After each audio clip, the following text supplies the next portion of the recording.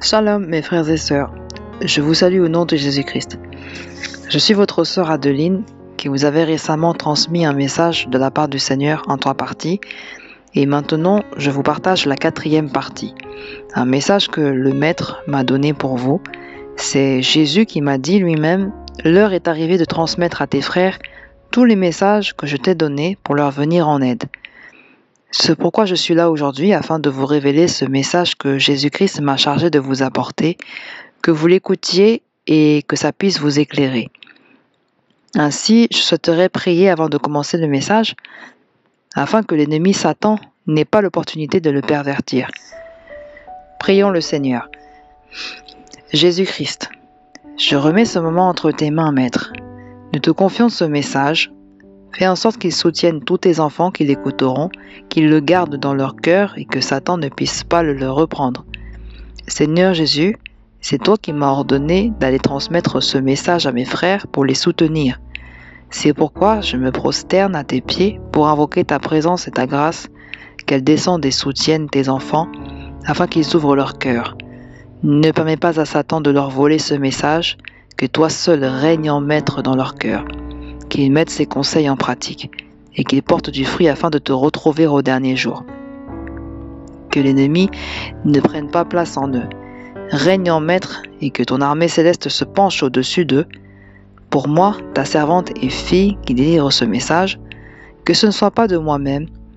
Je demande que tu prennes le contrôle de ma bouche afin que je ne parle pas de ma propre chair, mais que toi seul parles à travers moi.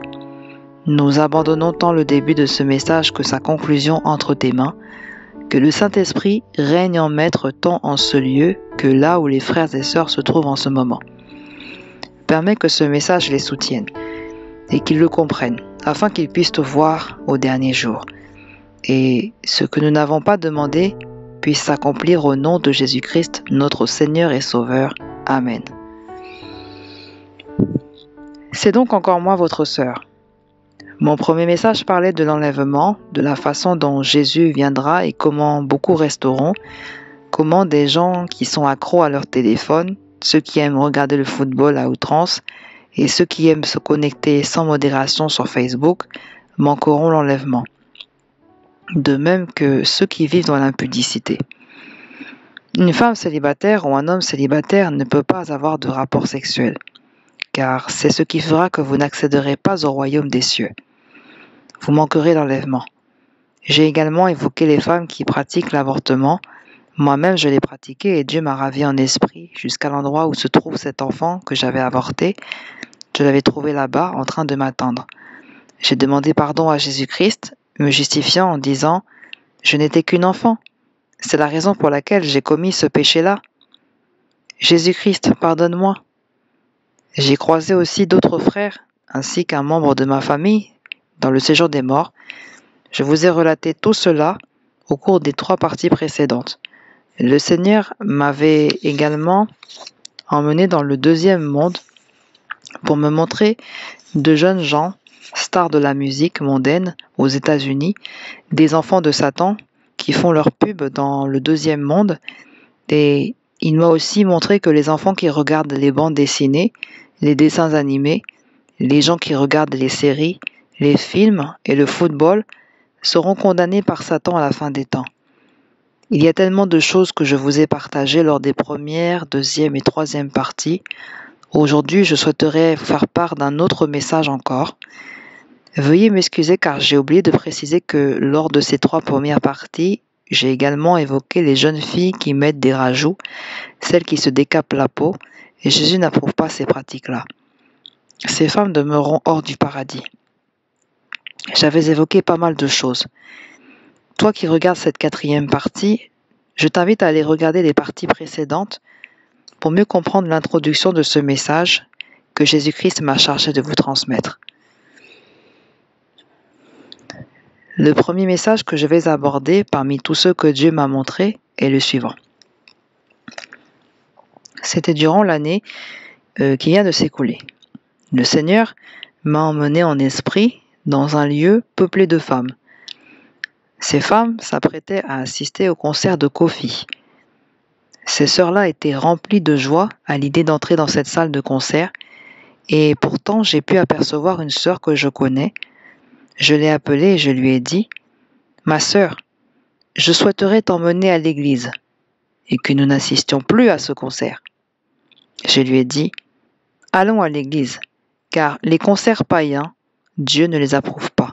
Allons-nous-en à l'église. » Mais cette sœur a refusé.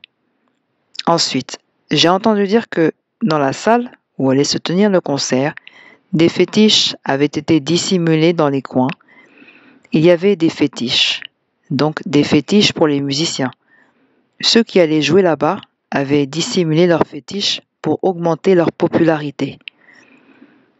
Ces femmes savaient très bien que des fétiches avaient été dissimulés, mais elles s'apprêtaient tout de même à assister au concert. Concert qui a quand même mis du temps à démarrer, et c'était celui de Kofi. Et pourtant, alors que j'y étais en esprit, l'Esprit de Dieu me saisit pour que j'aille retirer tous ces fétiches dissimulés dans les bordures de la salle. Quand j'ai finalement fini de les retirer et jeter, Dieu m'a emmené enlever tous les fétiches que ces gens avaient dissimulés autour de cette salle. J'ai nettoyé et quand j'ai terminé, je me mis à les prêcher. Il y avait énormément de femmes, beaucoup de femmes, attendaient impatiemment le début du concert. Je me mis donc à les prêcher en ces mots. « Mes sœurs, repentez-vous. Jésus-Christ est sur le point de revenir. Sinon vous irez en enfer. » Après que je leur eus dit cela, certaines ont commencé à me disputer. Elles me répondirent, « Eh ben, toi aussi tu étais comme nous. Tu étais aussi l'une des nôtres, non ?» Je leur ai répondu que non, que je n'étais pas comme elles. Je ne faisais pas ces choses comme elles font. J'ajoutais, « Mes sœurs, repentez-vous, car Jésus-Christ est sur le point de revenir. Sinon, c'est l'enfer qui vous attend. Vous serez jetés dans le feu ardent de l'enfer. » Elles me répondirent, « Toi aussi, t'étais dans la débauche, tu étais comme nous. » À quoi je répondis que moi, je n'ai pas fait ces choses-là. Puis, la sœur que je connaissais avait l'air tout triste et pensif. Elle se disait, « Mais la sœur Adeline a totalement raison. Ces choses dont elle parle, Dieu me les a aussi montrées. » Cette sœur était profondément attristée au point de commencer à angoisser. Elle angoissait car Dieu m'avait saisi et leur parlait à travers moi comme suit. « Mes sœurs, repentez-vous. Jésus-Christ revient bientôt. Si vous ne vous repentez pas, vous irez brûler en enfer. Les flammes vous y attendent. » Pendant que d'autres me disputaient, la sœur que je connaissais était totalement abattue. Attristée, elle disait que Dieu lui avait aussi révélé ces choses-là et ajoutait ceci. « Adeline a raison, et toutes ces choses qu'elle confesse lui viennent de Dieu, qui les lui a aussi montrées. » Tandis qu'elle disait cela, le Saint-Esprit m'inspira de lui donner un verset. C'était Jésus lui seul qui, en esprit, m'avait donné ce verset à partager. Alors que cette sœur était attristée, je lui donnai à lire Apocalypse. Dans Apocalypse 21, qu'elle lise ce que Jésus y dit et qu'elle le comprenne. Moi aussi, j'ai jugé bon de le lire avant de continuer ce message, car certaines personnes ne lisent pas assez la Bible. C'est pourquoi je souhaiterais le lire maintenant pour prendre connaissance de ce que Jésus a dit à cet endroit-là de la Bible. Prenons notre Bible et lisons. Frères, allons dans Apocalypse chapitre 21. Pour celui qui veut bien le lire, car Dieu m'a donné le chapitre 21, mais à lire entièrement. Je vais commencer par le premier verset et je vais m'arrêter au 8e pour que vous compreniez les choses que je vais aborder dans ce message. Je lis au nom de Jésus-Christ. Apocalypse 21 dit ceci. « Puis je vis un nouveau ciel et une nouvelle terre, car le premier ciel et la première terre avaient disparu et la mer n'était plus. Et je vis descendre du ciel, d'auprès de Dieu, la ville sainte, la nouvelle Jérusalem, préparée comme une épouse qui s'est parée pour son époux. Et j'entendis du trône une forte voix qui disait, Voici le tabernacle de Dieu avec les hommes. Il habitera avec eux et ils seront son peuple, et Dieu lui-même sera avec eux. Il essuiera toute larme de leurs yeux, et la mort ne sera plus. Il n'y aura plus ni deuil, ni cri, ni douleur, car les premières choses ont disparu. Et celui qui était assis sur le trône dit, Voici, je fais toutes choses nouvelles. Et il dit, Écris, car ces paroles sont certaines et véritables. Et il me dit, C'est fait. Je suis l'alpha et l'oméga, le commencement et la fin. À celui qui a soif, je donnerai de la source de l'eau de la vie gratuitement. Celui qui vaincra héritera ces choses. Je serai son Dieu et il sera mon fils. Mais pour les lâches, les incrédules, les abominables, les meurtriers, les impudiques, les enchanteurs, les idolâtres et tous les menteurs, leur part sera dans les temps ardents de feu et de soufre, ce qui est la seconde mort. Fin de citation. Chers frères et sœurs, vous avez bien entendu le verset que je viens de vous lire, où Jésus déclare que celui qui sortira vainqueur des tentations de ce monde, celui qui résistera à tous les plaisirs que ce monde offre, finira par les considérer comme vains. Car il y en a beaucoup parmi nous qui sommes dominés par les plaisirs de ce monde. Or, nous, enfants de Dieu, ne pouvons pas nous laisser dominer par ces œuvres de la chair. Nous devons demeurer au-dessus de toutes ces choses, car notre Père céleste nous a promis de nous préparer une place où nous siégerons auprès de lui. Frères et sœurs, n'aimez pas ce monde. Ce monde n'est que vanité sur vanité. Toutes ces choses que nous voyons ici-bas passeront. Mes chers frères, que ce soit les concerts mondains, les soirées privatisées ou les choses semblables comme la boisson, les festivités ou la débauche et l'impudicité, toutes ces choses sont proscrites par Dieu, chers frères et sœurs. À quoi te sert-il de gagner toutes ces choses si c'est pour perdre ton âme, frère? Que ces versets que je t'ai lus puissent t'aider quand tu les reliras chez toi, que ça t'enrichisse en connaissance, que ça augmente ta foi et aussi ta crainte de l'Éternel. Ce monde que nous ne voyons et tous ses plaisirs passeront, car ces musiciens qui jouent de la musique païenne utilisent des fétiches. Toi, tu penses que tu te rends à un simple concert, t'amuser, alors que tu vas te faire envoûter et dérober toutes les bonnes choses que Dieu a mises en toi. On tuera ton âme, on te fera mourir spirituellement, en t'arrachant toutes les bénédictions que Dieu a mises en toi, sans que tu ne le réalises. Arrête de suivre ces concerts païens, ils ne t'apporteront aucune valeur ajoutée. N'allez plus dans les concerts. Venez plutôt vous offrir à Dieu pour mettre en pratique les choses que Dieu a mentionnées dans Apocalypse 21. Il disait qu'il n'y aurait plus ni deuil, ni mort. Il brûlera tout de ce monde. Toute la terre disparaîtra de sa vue. Le monde s'évaporera et il en fera un nouveau, la nouvelle Jérusalem. Il a dit qu'il essuiera les larmes de tous ces enfants qui auront persévéré dans la foi, qui n'auront pas abandonné la foi pour les choses de ce monde, frère. Toi, le frère ou la sœur, qui a l'esprit de sorcellerie, de débauche, d'impudicité et d'idolâtrie, sache que Dieu a horreur d'être mélangé à d'autres dieux. Prends cet instant pour écouter cet enseignement et repens-toi, pour qu'au dernier jour tu t'asseyes au même endroit que lui. Jésus a dit qu'il siégera au milieu des humains et qu'il sera Dieu, leur Père.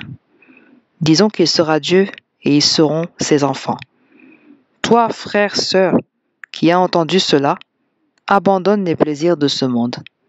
La musique païenne n'est là que pour envoûter ta vie. Ce sont des missionnaires de Satan. Satan les a envoyés pour venir collecter les âmes qu'il emportera en enfer. Toi qui as entendu cet enseignement, profite de cet instant pour noter et ne fais plus ces choses, afin que Dieu ait à se réjouir à ton sujet au dernier jour, et que tu sièges auprès de lui, qu'il soit ton Dieu et que tu sois son enfant. C'est pour cela, frères et sœurs, que je souhaiterais à présent entamer le deuxième message. Le deuxième message que Dieu m'a fait parvenir s'adressait aux homosexuels. Toi, mon frère homosexuel, qui est devenu une femme, Dieu ne t'approuve pas. Dieu m'a montré une scène avec des homosexuels en déclarant ceci: « Regarde-moi cette race de gens, des hommes qui se sont pervertis. » Grossièrement, Dieu me fit part de sa colère. Pendant qu'il me montrait ces choses, il exprimait sa grande colère. Toi, le frère, la sœur homosexuelle ou lesbienne, peu importe, arrêtez ces choses, car Jésus est en train de revenir. Bientôt Jésus revient. Il est en chemin, mes frères et sœurs. Toi qui es homosexuel, quitte l'homosexualité. Toi qui es lesbienne, quitte le lesbianisme. Dieu t'a créé homme pour t'unir à une femme. Et toi aussi, sœur, Dieu t'a créé femme pour t'unir à l'homme que Dieu t'enverra. N'épouse pas une personne de même sexe. Chers frères et sœurs, repentez-vous. Jésus nous aime infiniment. Il nous livre tous ses messages car il veut que nous soyons tous sauvés et que personne ne soit perdu. Frères, je voudrais aussi partager ce verset qui parle de l'homosexualité. Nous allons encore lire un verset concernant les choses que Dieu proscrit, en l'occurrence l'homosexualité. Allons dans 1 Corinthiens chapitre 6. Nous allons lire du verset 9 au verset 10. Voici ce que Jésus déclare. « Ne savez-vous pas que les gens justes n'hériteront point le royaume de Dieu ? Ne vous y trompez pas, ni les impudiques, ni les idolâtres, ni les adultères, ni les efféminés, ni les infâmes, ni les voleurs, ni les cupides, ni les ivrognes, ni les outrageux, ni les ravisseurs n'hériteront le royaume de Dieu. » Vous voyez, frères, Jésus m'a lui-même montré ce passage en esprit et moi aussi, je ne connaissais pas ces versets. Je viens seulement d'en prendre connaissance. Il révèle que Dieu proscrit l'homosexualité. Il est opposé à cette pratique. Un homme qui aime un autre homme, ceci est une abomination aux yeux de Dieu. Toi, mon frère, ma sœur, qui pratique cela, je t'en supplie, arrête ça. Pour qu'au dernier jour tu puisses t'élever avec Jésus aux cieux. Il est en train de revenir. Il est en route, chers frères et sœurs. Il m'a montré plusieurs fois l'enlèvement. Jésus m'a montré plusieurs enlèvements, beaucoup trop. Il n'arrêtait pas de me les montrer à plusieurs reprises, car il ne veut pas qu'on se perde. Et il veut que nous soyons tous sauvés pour qu'au dernier jour, nous puissions le voir, frère. Arrêtez ces pratiques tant qu'il est temps. C'est Satan lui-même qui les propage, car il ne veut pas aller seul en enfer. Il veut emporter un maximum de personnes avec lui là-bas. C'est sa propre volonté, car il est conscient que pour lui, la rédemption n'est plus possible, contrairement à nous, humains, qui avons la possibilité d'y avoir part par grâce. On peut implorer la miséricorde de Dieu, et il nous accordera la rédemption. De même, si tu t'éloignes du péché, il ne t'abandonnera pas et te pardonnera. Tu seras son enfant, et au dernier jour, tu t'assiras auprès de lui et mangeras à sa table. Satan est juste là pour séduire et tromper l'humanité. Sa mission est de corrompre les gens pour qu'ils aillent souffrir en enfer et qu'ils en ricanent. Mais, frères, Dieu nous aime infiniment. Repentons-nous. Cherchons-le véritablement. Arrêtons de pratiquer ces œuvres des ténèbres. Dieu n'aime pas ces choses. Il en a horreur. C'est la raison pour laquelle il me les a signalées. Il dit que les hommes se sont pervertis. Ils sont en train de se pervertir les uns les autres. Cela déplaît fortement au Seigneur Dieu. Et il vous demande d'arrêter cela, chers frères et sœurs. Vous, homosexuels, repentez-vous. Toi aussi, lesbienne, repens-toi. Lesbienne et homosexuelle, c'est la même chose. Dieu désapprouve ces choses. Repentez-vous. Et Jésus nous aime infiniment. Il est mort pour nous et a versé son sang pour nous. Il a accepté de quitter les cieux et de descendre sur terre pour que nous nous repentions, que son sang puisse nous sanctifier, pardonner nos péchés, pour qu'au dernier jour nous siégions auprès de lui. Frères, arrêtez ces choses, afin que Dieu soit glorifié. Chers frères et sœurs, je souhaiterais maintenant vous transmettre le troisième message que Dieu m'a fait parvenir. Le Seigneur m'a livré un message pour les pasteurs. Pasteurs, serviteurs de Dieu, le Seigneur constate que vous vous enorgueillissez un peu trop. Faites preuve d'humilité. Le Seigneur m'a emmené dans un endroit où j'ai croisé un frère qui me révélait des choses. Je sais bien qu'en réalité c'était Jésus qui me parlait à travers lui. Il disait que les serviteurs de Dieu s'enflaient d'orgueil. Ils s'enorgueillissaient de trop. Ils portent des chemises à col pasteur qui serrent le cou, au lieu de porter leur titre de pasteur en esprit. Ils les portent avec orgueil pour que les gens voient. Pour montrer aux gens qu'ils sont des serviteurs de Dieu. Ils ne portent plus leur titre humblement en esprit, mais visuellement pour le prestige, pour que lorsqu'ils portent ces cols, les gens voient qu'ils sont pasteurs. Cela ne plaît pas à Dieu. Si tu portes une telle chemise, ne la porte pas pour te faire bien voir des gens, mais porte-la simplement parce que tu es réellement un serviteur de Dieu dans l'esprit. Habillé simplement comme un serviteur de Dieu s'habille, et non pas pour attirer l'attention ni pour nourrir ton ego. Cette attitude ne plaît pas à Dieu, frère. Dieu veut que les serviteurs de Dieu soient simples, sans vouloir se faire voir aux yeux des hommes. Il a dit qu'il considère ce comportement comme vaniteux. Un serviteur de Dieu doit être humble. Habille-toi en toute simplicité et ne fais pas les choses pour être vu. Fais des choses qui glorifient Dieu. Je porte un col car je suis un serviteur de Dieu, pas pour me faire voir. Beaucoup le portent avec orgueil et Dieu n'aime pas ça. Un col pasteur pour que les gens le regardent et se disent qu'il est un serviteur de Dieu, alors qu'aux yeux de Dieu, vous passez pour des orgueilleux. Arrêtez ces choses et revêtez-vous de cela en esprit, pas de façon charnelle, mais sobrement, en esprit. Que Dieu donc se glorifie à votre sujet. Ne vous revêtez pas charnellement de votre titre pour que les gens vous valident et vous approuvent, mais que Dieu, lui seul, qui vous a choisi comme serviteur, se réjouisse à votre sujet, car ce que vous faites, ce n'est que vanité. Cela ne le glorifie pas. Revêtez votre fonction pastorale en esprit. Revêtez-vous spirituellement, serviteur de Dieu. Pas d'ego. Apprenez à être humble et discret. Ce frère qui me parlait de ça, lui-même me disait « Regarde comment je suis habillé ». Il paraissait simple d'apparence, simple. Il s'était vêtu de façon sobre, ce frère qui prêchait. Tandis qu'il me parlait à ce sujet, je savais au fond de moi que c'était Dieu lui-même qui prenait cette apparence.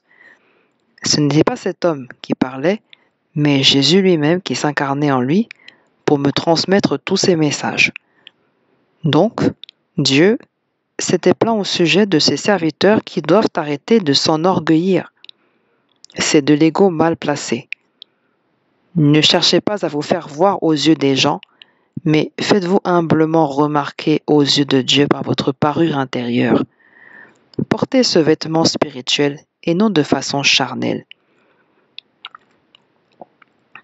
Que les gens soient captivés par le serviteur de Dieu que vous êtes réellement et non par celui qui vous voulait paraître avec ce col. Ne vous habillez pas de cette façon-là. Dieu a déjà lu dans vos cœurs. C'est pour vous ouvrir les yeux qu'il m'a mandaté vers vous, serviteur de Dieu. Habillez-vous de façon simple. Ne vous habillez pas dans le but d'être validé, approuvé et regardé par les gens. Habillez-vous sobrement. Ce frère qui s'est présenté à moi me montrait combien il était simplement vêtu. Je sais que c'était Jésus lui-même qui s'incarnait à travers ce frère. C'était Jésus lui-même qui me demandait de noter combien son apparence était modeste. Les gens doivent eux aussi être simples d'apparence. Ne faites pas les choses pour vous faire bien voir, pour plaire aux gens.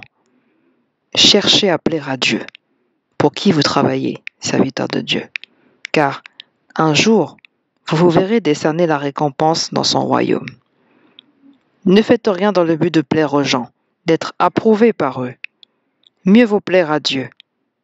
Si vous ne plaisez pas au monde, cela doit vous être égal. Car ce qui compte, c'est que vous plaisiez à Dieu, là où il se tient. Au lieu de s'habiller et de se la raconter en étant rempli d'orgueil.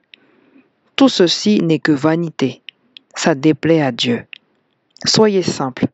Habillez-vous dans la sainteté et non de façon charnelle. Revêtez-vous intérieurement de préférence. Revêtez-vous spirituellement pour que Dieu soit fier de vous, serviteur de Dieu. C'était donc le reproche dont Dieu m'a demandé de vous faire part, serviteur de Dieu, que celui qui a des oreilles pour entendre, entende.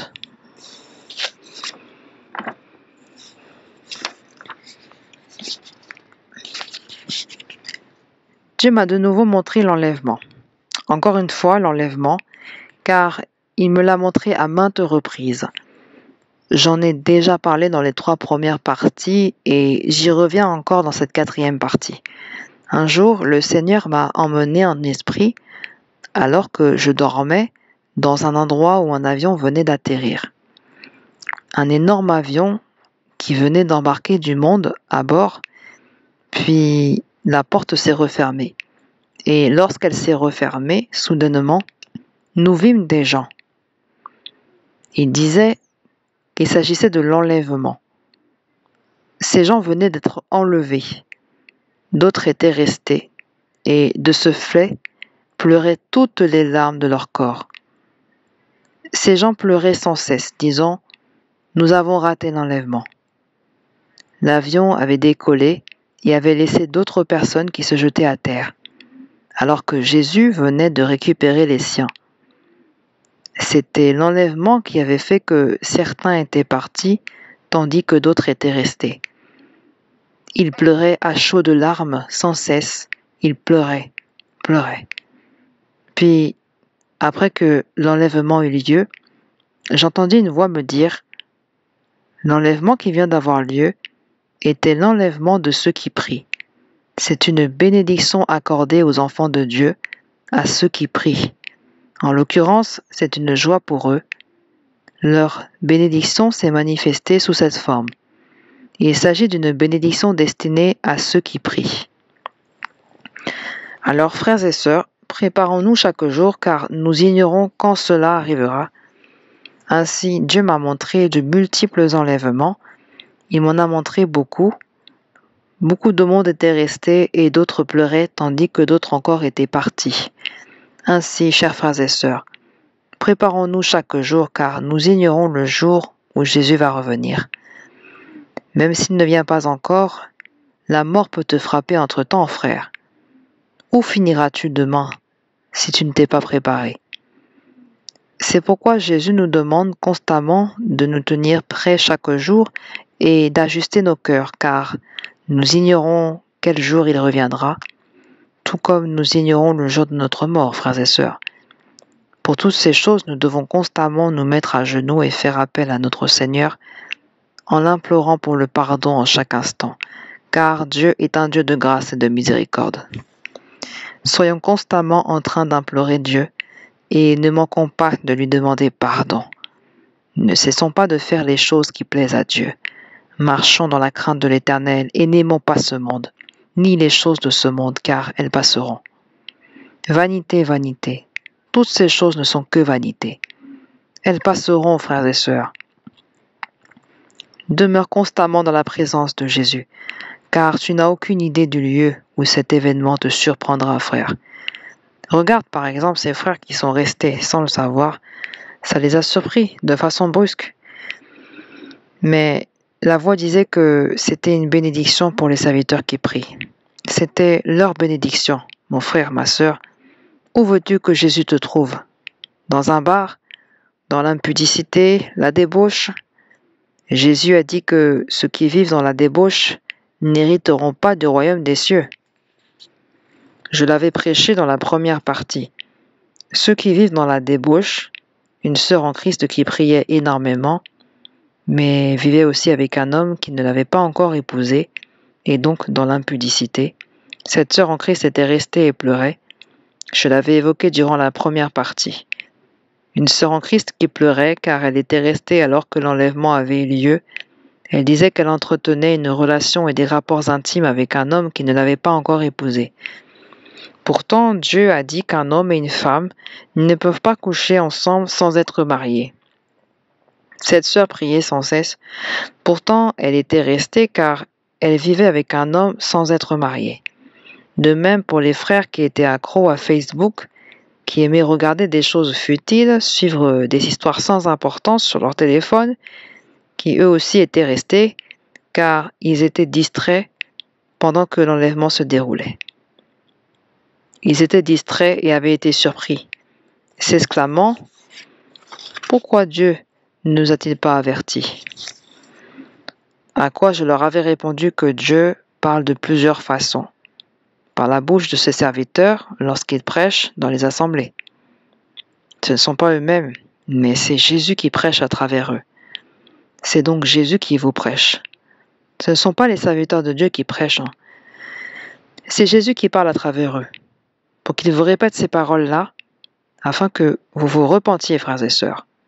Toi, mon frère, qui ignore les messages que les serviteurs de Dieu te prêchent, écoute-les, car ce ne sont pas d'eux-mêmes qu'ils prêchent, mais c'est Jésus qui parle par leur bouche. Marchons dans la crainte de l'Éternel, afin qu'au dernier jour nous puissions le voir, frère. Un autre jour encore, durant le mois qui vient de s'écouler, Jésus me montra pour la énième fois l'enlèvement. Un véhicule blanc était en stationnement dans une certaine gare et du monde était monté à bord. Ce véhicule était semblable à un bus blanc qui embarquait du monde avant que la portière ne se referme.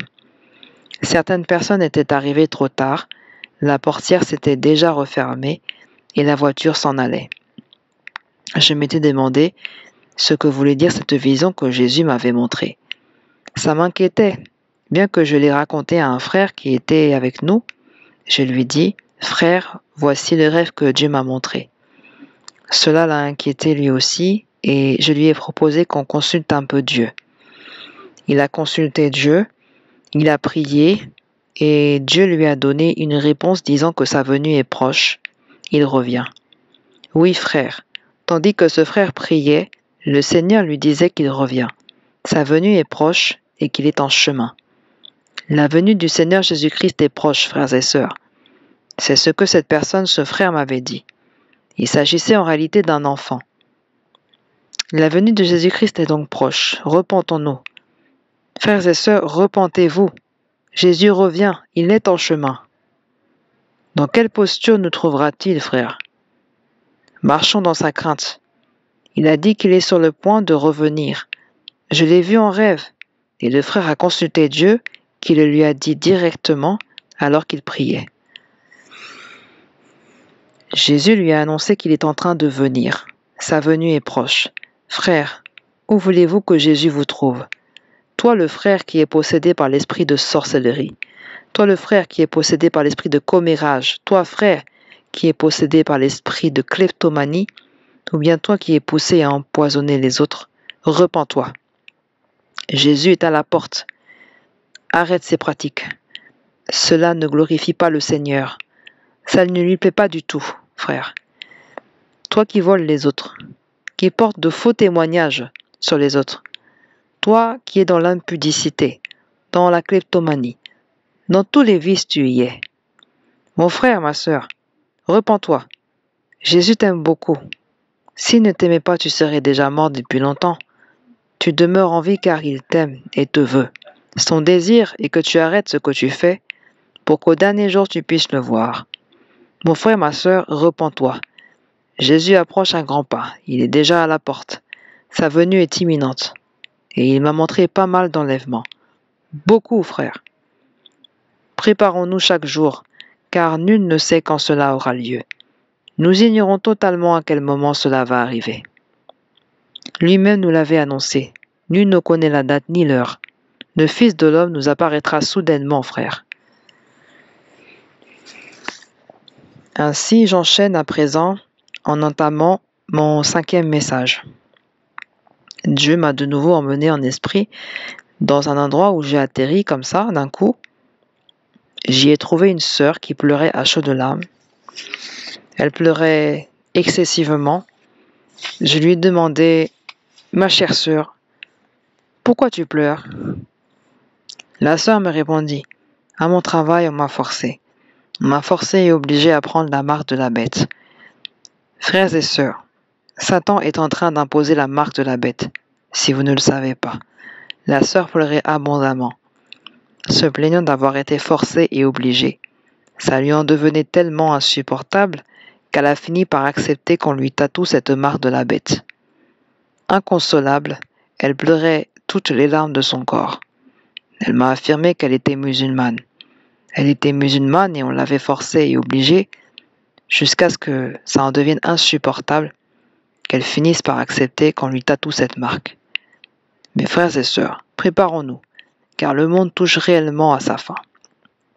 Cette vision m'a été donnée par Dieu vers fin 2019. Il m'a donc montré ces choses, notamment cette sœur qui pleurait des torrents de larmes, disant qu'on l'avait tatouée de la marque de la bête. Elle pleurait sans cesse, répétant qu'on l'avait forcée, que c'était si insupportable qu'elle avait fini par céder et accepter de se faire tatouer la marque. Et moi, j'ai commencé à lui prêcher.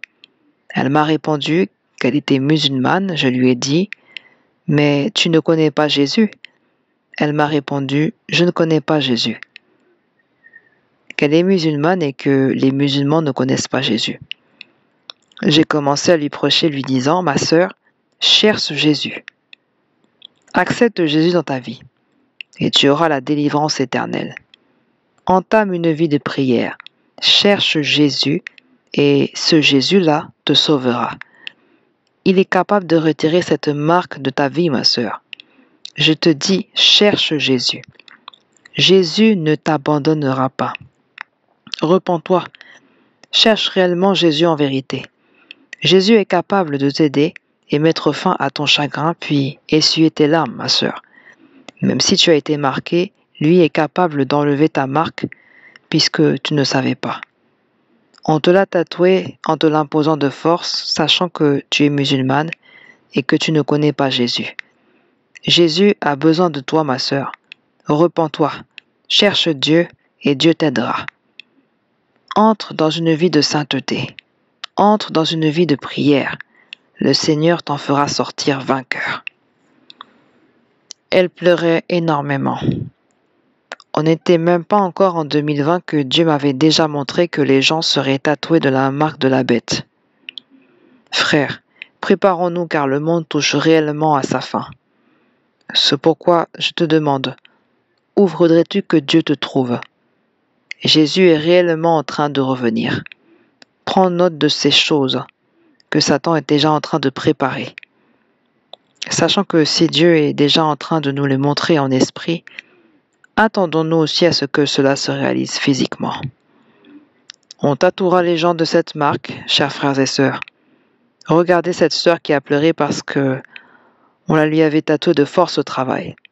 Cette sœur-là d'Europe, on l'avait tatouée au travail. Elle n'en pouvait plus.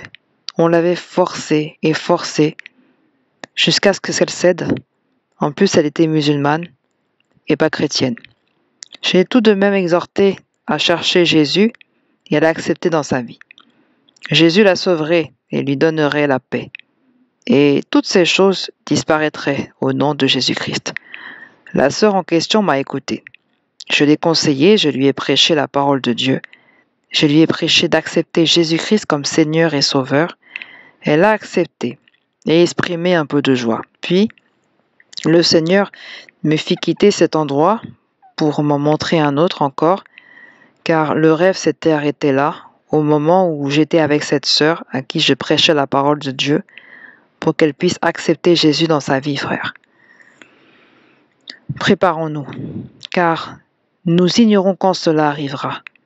Satan s'est imposé, la marque de la bête s'est imposée. Pas plus tard que ces jours-ci, Jésus m'a donné encore d'autres visions et inspirations, montrant des messieurs pratiquant l'occultisme. Ils me testaient et me testaient, me provoquaient et me testaient.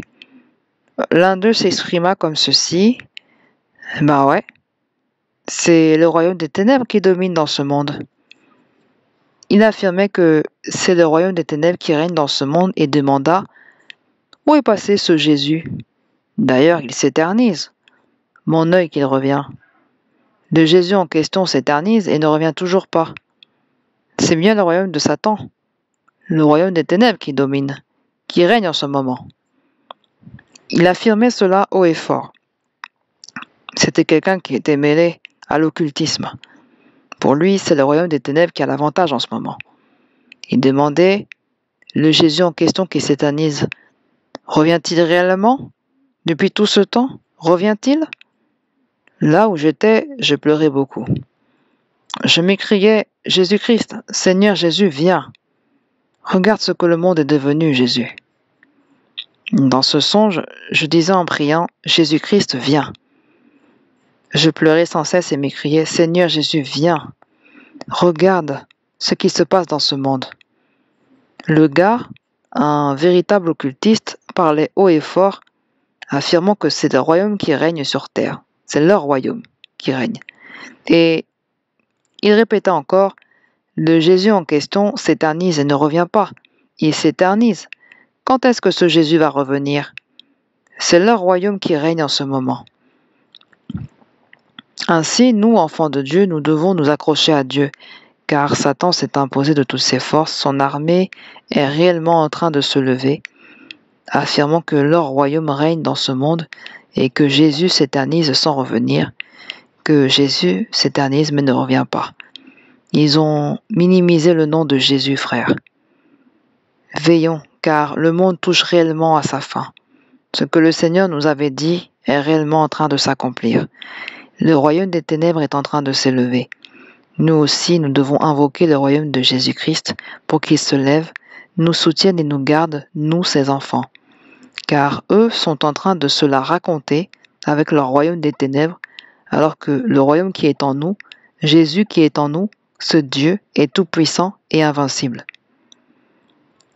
À propos de ces petits esprits qui prétendent soi-disant que leur royaume des ténèbres règne, Jésus va les anéantir, car il est ce Dieu qui est rempli de puissance et invincible, frère.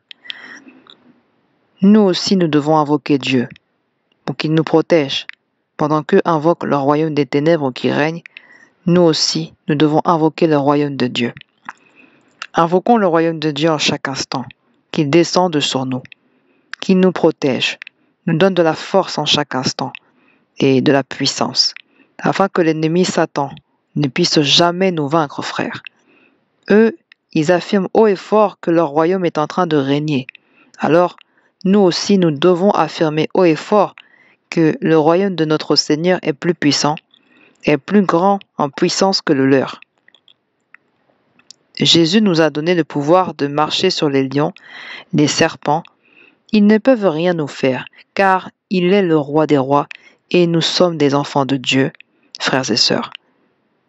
Même s'ils affirment cela, nous savons que rien ne va se faire. Jésus est en nous et protège les siens. Toi, le frère qui craint Dieu, je sais que Jésus ne t'abandonnera pas. Toi, le frère qui ne craint pas Dieu, marche dans la crainte de Dieu. Voilà le royaume des ténèbres qui émerge. C'est Satan qui domine. Ces jeunes-là affirmaient que leur royaume règne sur terre. Où veux-tu qu'on te trouve? Dans les bars, la débauche, l'impudicité? Mes frères, repentez-vous. Marchez dans la crainte de l'Éternel pour que le royaume des ténèbres ne puisse pas t'atteindre et ne t'arrive pas à la cheville, frère, au nom de Jésus-Christ. Frères et sœurs, Dieu m'a aussi montré une église catholique où il m'a transporté en esprit. Il y avait du monde et j'étais assise à l'intérieur de cette église catholique. Des gens suivaient la messe que leur prêtre célébrait et moi aussi je suis entrée et je me suis confortablement assise pendant qu'ils faisaient et disaient leur messe. Pourtant, Dieu m'a montré que sa puissance n'y est pas du tout dans l'église catholique. Il n'y a aucune puissance, aucune vie. Ils disent la messe, mais moi je ne ressentais pas du tout la puissance de Dieu, frère. J'étais assise et je me disais, oh, mais qu'est-ce que ces choses que je vois? Aucune puissance. Il n'y a pas la puissance de Dieu dans cette église. Les gens qui suivaient charnellement la messe et celui qui la disait le faisaient aussi charnellement et l'Esprit de Dieu n'était pas en lui. Mes frères, le Seigneur m'a emmené voir ces choses-là jusqu'à ce que je sois sorti et je me suis dit de nouveau, oh, mais pourquoi je ne ressens pas la puissance de Dieu dans cette église? Jusqu'à ce que j'en sois sorti. Puis, un autre jour, Dieu m'a de nouveau montré une église catholique. Il m'a montré leur pape. Le pape en question se trouvait à l'intérieur de l'église catholique. À l'endroit où il se tenait, moi j'étais assise en contrebas et lorsque j'ai levé la tête pour regarder dans sa direction, je vis des symboles occultes. Ils avaient inscrit des symboles occultes et je m'exclamais, oh, c'est lui qu'on présente comme un serviteur de Dieu. Là où il se tenait, figuraient des écritures, des symboles occultes. C'était étrange.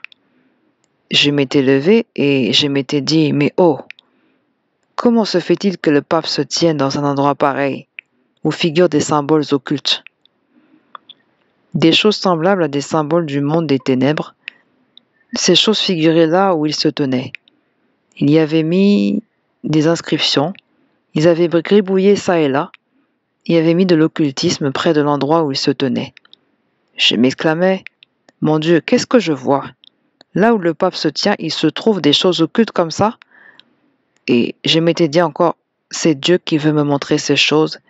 C'est pour cela qu'il m'a emmené dans cette église catholique où je n'ai ressenti aucune puissance. Puis la fois suivante, il m'a montré qu'on avait inscrit là où le pape se tenait des représentations du monde des ténèbres, des représentations occultes. Ils avaient mis des inscriptions occultes à l'endroit où il se tenait. J'étais étonné et je me disais, je vois. Dieu m'a montré cela pour que je sache que cette église-là est sans vie et leur leader, leur chef, n'est pas connecté à Jésus-Christ. Ce n'est qu'un occultiste. C'est pourquoi, mes frères, qui êtes dans cette église-là, priez vous-même, que Dieu vous révèle ces choses. Prie pour que Dieu te montre dans quelle église prier, frère. Aller prier dans un endroit où Dieu n'y est pas fera qu'on s'amusera avec ton âme et qu'au dernier jour, tu te retrouves en enfer, mon frère, ma sœur. Prie seulement. Toi qui pries à l'église catholique, prie ton Dieu. Il te révélera où est-ce que tu dois aller, frère. Le temps arrive à la fin. C'est le moment de chercher réellement Dieu en esprit et en vérité. Ne nous laissons pas conduire par nos émotions qui nous font croire des fois qu'on n'aime pas notre église. Priez-y car Dieu est là-bas. Prie là où se trouve le Saint-Esprit. Que le Saint-Esprit t'exhorte et conduise ta vie pour qu'au dernier jour tu sois sauvé, mon frère, ma sœur. C'est pourquoi, chers frères et sœurs, un autre jour encore, Dieu me livra un autre message. J'étais assise avec des frères et sœurs à qui je prêchais, je leur disais, « Mes frères, n'ayez pas de rapport sexuel avant le mariage, car c'est un péché aux yeux de Dieu. Sœurs, avoir des rapports sexuels avec un homme alors qu'il ne t'a pas encore épousé, sache que Jésus ne se glorifie pas de ces choses-là. Repentez-vous et cessez ces pratiques. Soyez saints et vivez en conformité avec la parole de Dieu. Frère, toi qui fais ces choses, ça serait bon que tu décides d'arrêter. Maintenant que tu as entendu ce message que je suis venu te livrer, c'est Jésus lui-même qui m'envoie. Il m'a dit en ces termes, toutes ces choses que je te révèle, tous ces messages que je te livre, l'heure est venue pour toi de les transmettre à tes frères afin qu'ils ouvrent les yeux. Ce pourquoi vous m'entendez aujourd'hui. C'est bel et bien Jésus qui m'a mandaté. Il m'a répété, tout ce que je te montre, va le transmettre à tes frères, qu'ils l'entendent et que ça les édifie. C'est la raison pour laquelle vous m'avez entendu pour prêcher ces choses, frères et sœurs. Toi qui pratiques l'impudicité et la débauche, tu n'as pas encore épousé de femme, mais tu as des rapports sexuels. Mon frère, arrête ça, car c'est mal aux yeux de Dieu. Attends le temps de Dieu pour que cela se réalise, pour que tu te maries avec cette femme et qu'il te donne les moyens de l'épouser. Toi aussi, la sœur, attends qu'un homme t'épouse pour que vous puissiez glorifier Dieu. Car si vous pratiquez hors mariage, vous ne verrez pas le royaume des cieux. Frères et sœurs, rappelez-vous que beaucoup sont restés après l'enlèvement à cause de ça. Ainsi donc, j'arrive à la fin du message. Je ferai encore d'autres parties où je dévoilerai d'autres réalités spirituelles cachées, d'autres œuvres de Satan, d'autres mondes où Dieu m'a emmené, des mondes de Satan, et je vous parlerai du reste. Ceci est la 4e partie et je ferai donc encore une 5e partie, frères et sœurs. Soyez patients. Vous entendrez encore d'autres informations capitales qui vont vous éclairer, chers frères et sœurs. C'est pourquoi je vous l'ai compris avant de terminer, pour que Dieu fortifie vos cœurs et que Satan ne vienne pas y prendre place pour voler ses messages, mais que Dieu vienne y prendre toute la place. C'est pourquoi, frères, fermez les yeux et prions. Seigneur Jésus-Christ, je remets cet instant entre tes mains. Tes enfants ont entendu tes paroles que tu as mises dans ma bouche, à moi, ta fille, pour les retransmettre, afin de leur venir en aide, Seigneur. Que chacun de mes frères et sœurs qui aura entendu ce message puisse avoir reçu l'aide dont il ou elle avait besoin.